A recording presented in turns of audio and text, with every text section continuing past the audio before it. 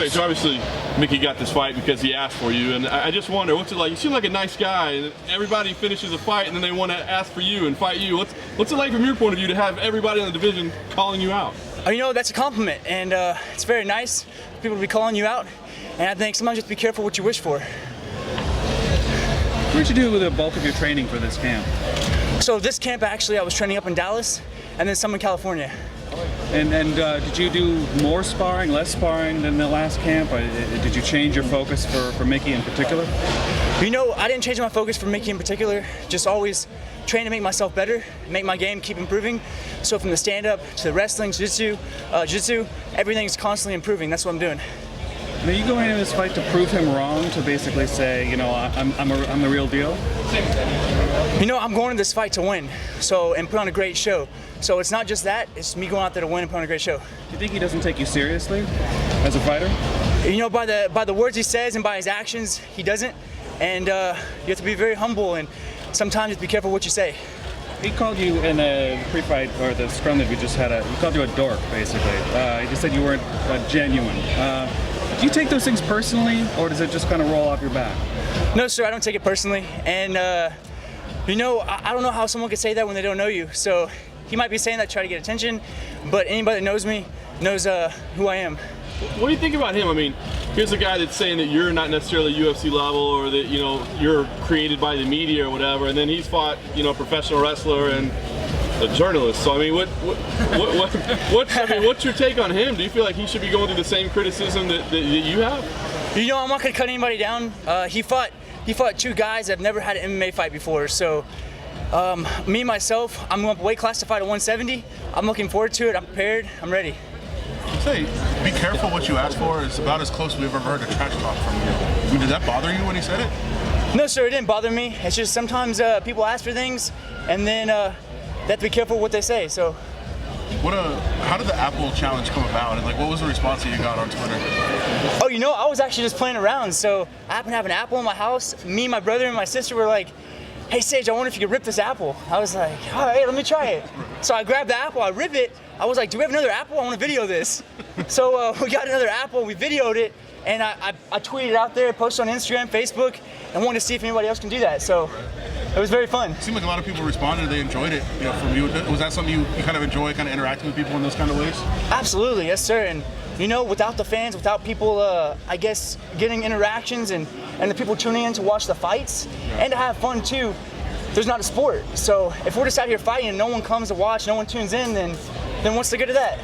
Obviously, your popularity continues to rise with each fight, and you're more and more popular. But how do you feel you're progressing as an actual fighter? I mean, do you think you're getting to the point where you want to be? Do you think you're progressing the way you want to? Absolutely, yes, sir. And I think every single fight that goes by, I continue to make my game better and better, and all my techniques, making them sharper. So that's what I'm planning on showing this fight. Where do you think you've made the most strides? I'm always making strides in every area. So even the stand-up, the wrestling, jiu-jitsu, always improving everything. You can't just focus on one thing.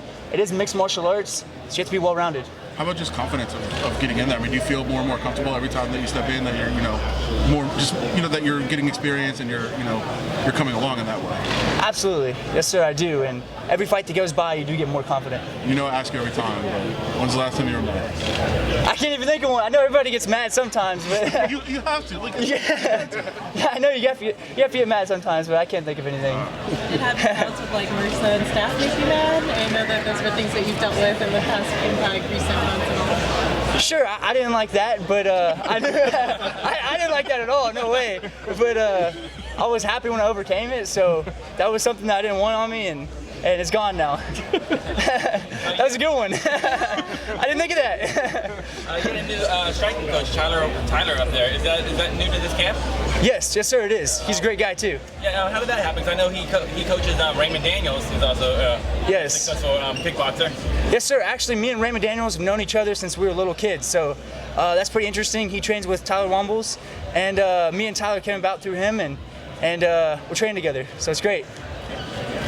Is there a switch when you get into the octagon, though? I mean, you're very polite and humble, but I mean, obviously there's sort of a mentality you have to have. I mean, does something change when they close that octagon door for that, you know, small amount of time? Absolutely, it does. Yes, sir. And when you walk out there, you're having fun. Everything's a blast. You get in there, you're still having fun, but a switch does kick in. When the cage door shuts, you're in the octagon, you go out there and touch hands, touch gloves. Even if you don't, it's just me and my opponent. So it does switch. I'm going out there to win, and that's how it is.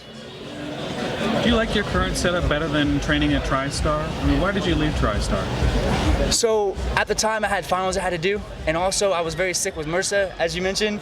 So I didn't want to stay there and continue being sick there, continue training there, coming back to get that taken care of, and then finish up my finals. Do you think you get better training when you're maybe at a smaller gym, or maybe they can focus on you a little bit more, as opposed to like a big gym where there's a bunch of other professional fighters, some of whom might be looking to, take your head off because, or get aggressive with you in sparring? Sure, it's not about the sparring getting aggressive, because I can be aggressive too in sparring. That's great. Anybody can be, but when you're out there getting individualized attention, especially me being so young, is very important. So it's how can I make myself learn the best and grow the fastest as a fighter, and that's my point to do. Where are you better than Mickey Gall? I believe I'm better than Mickey Gall, my opponent, all around, stand-up, wrestling, jiu-jitsu, every aspect. Has there been any food products you can't rip? Like someone gave you a pineapple and you're like, I can't do it? Like, has it happened yet? I haven't tried any other ones yet, but I'm sure there are. Next video. All right, thank you. There you go. Pomegranates. What'd you say? Pomegranates? Oh, there you go. Yeah, that tastes good. All right, thanks everybody.